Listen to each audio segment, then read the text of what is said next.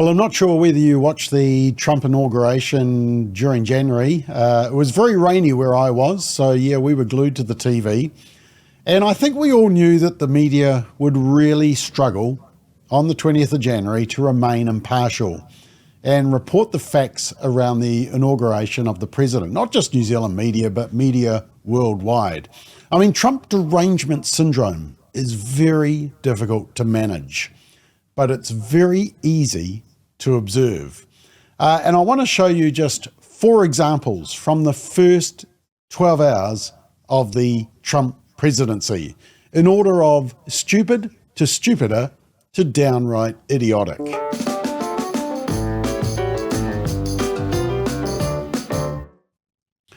So within 5 minutes of the inauguration starting, yes, just 5 minutes, and Trump entering the venue, this was the post by the BBC. They posted on X, which was formerly Twitter, awkward air kiss as Trump enters Capitol to applause. From Sky News, they said awkward moment as Donald Trump fails to kiss Melania moments before the inauguration oath. And they said this, Donald Trump awkwardly failed to kiss his wife Melania on the cheek moments before he was sworn in as president for the second time. The incoming president, 78, fell inches short of his wife's face, with the pair air kissing instead.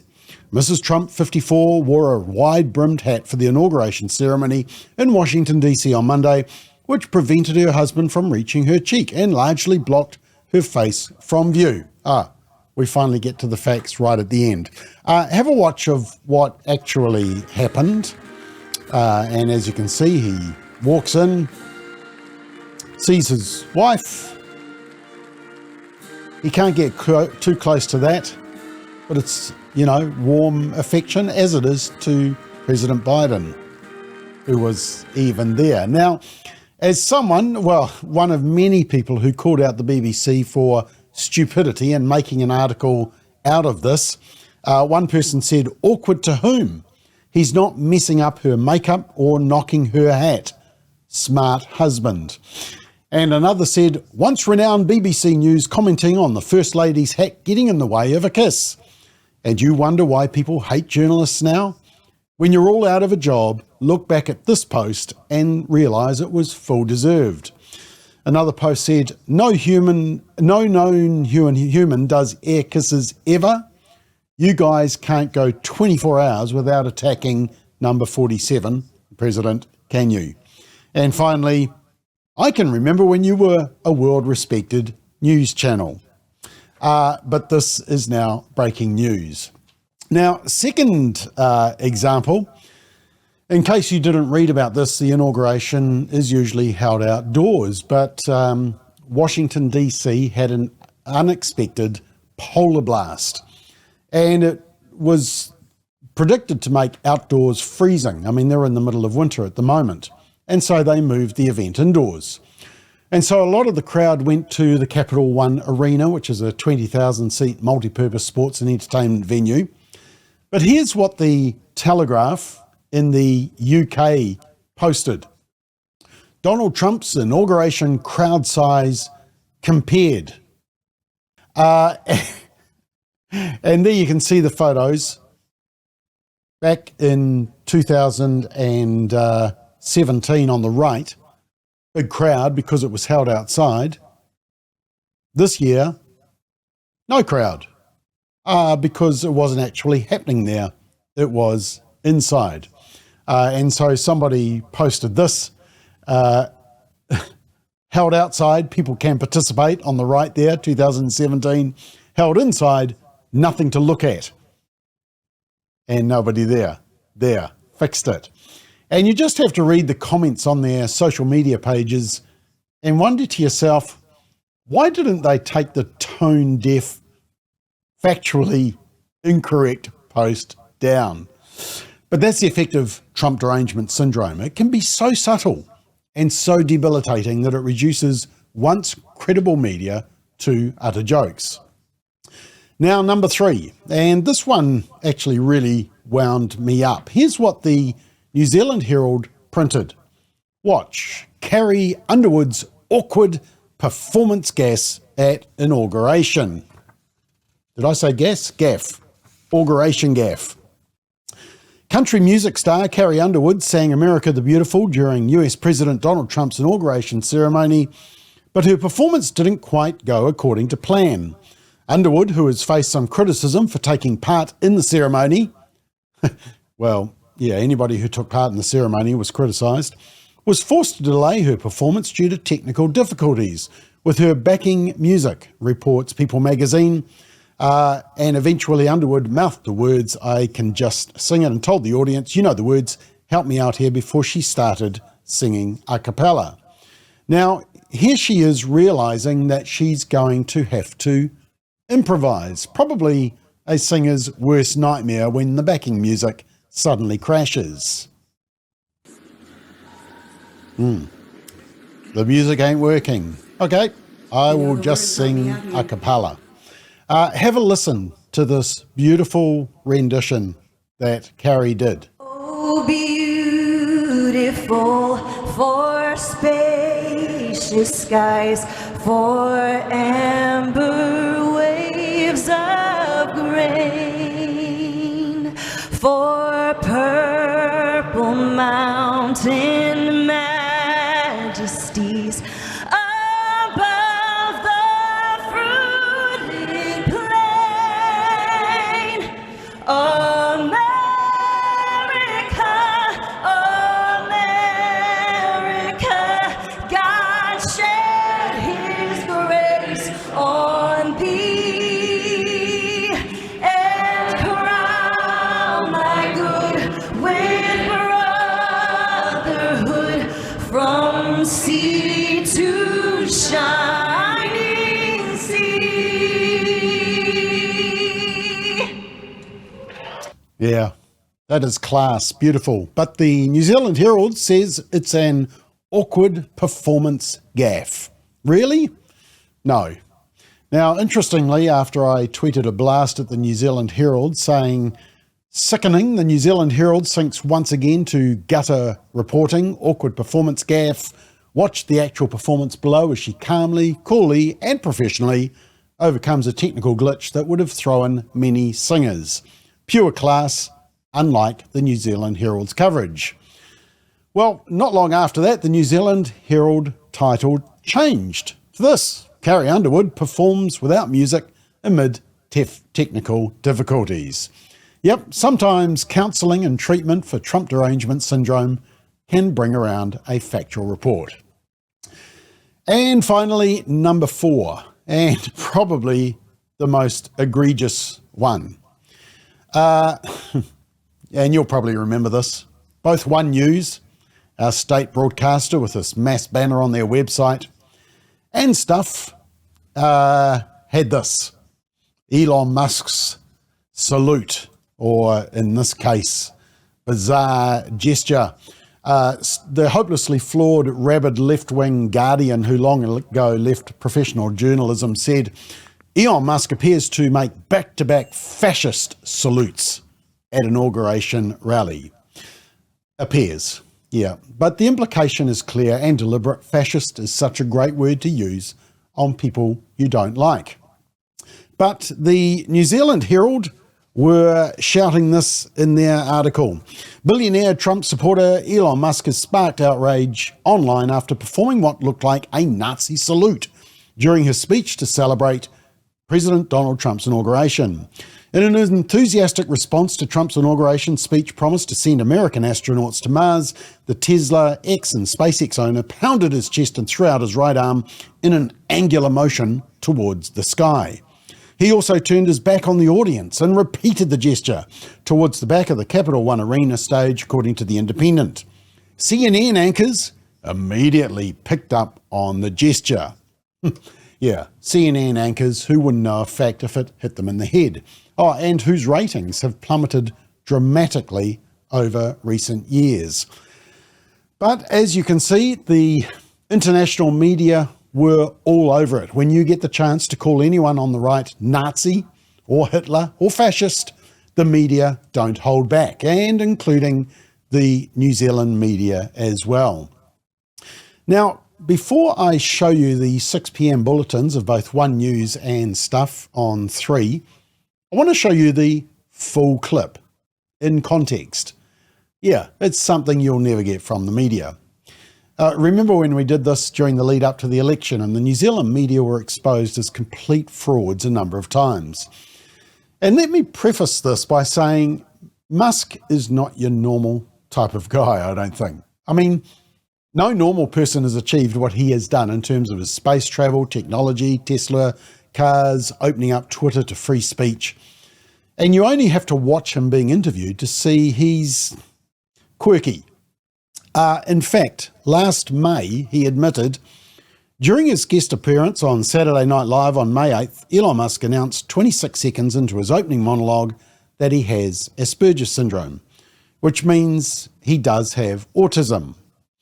Both autism and Asperger's are neurodevelopmental disorders that affect an individual's social interaction, communication, and behaviour. They are both part of the autism spectrum disorder, ASD, and have some overlapping symptoms, but they are distinct conditions. So as you watch this clip, note that he does a number of quirky things that many normal people may not do in public. Have a watch. So here he is arriving.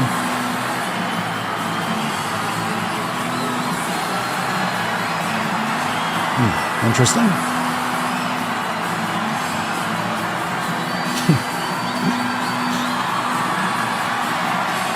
Quirky. Yeah, that's quirky. Yes!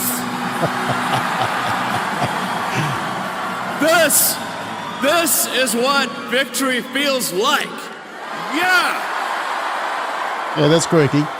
And this was no ordinary victory. This was a fork in the road of human civilization. Okay. You know, there are elections that come and go. Some elections are, you know, important, some are not. But this one this one really mattered. And I just want to say thank you for making it happen. Thank you.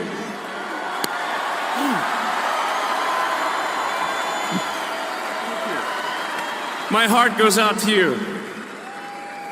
It is thanks to you that the future of civilization is assured. Thanks to you.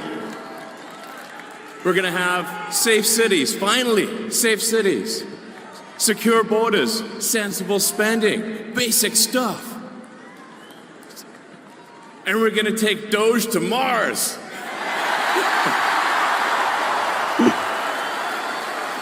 I mean, can you imagine how awesome it will be to have American astronauts plant the flag on another planet for the first time?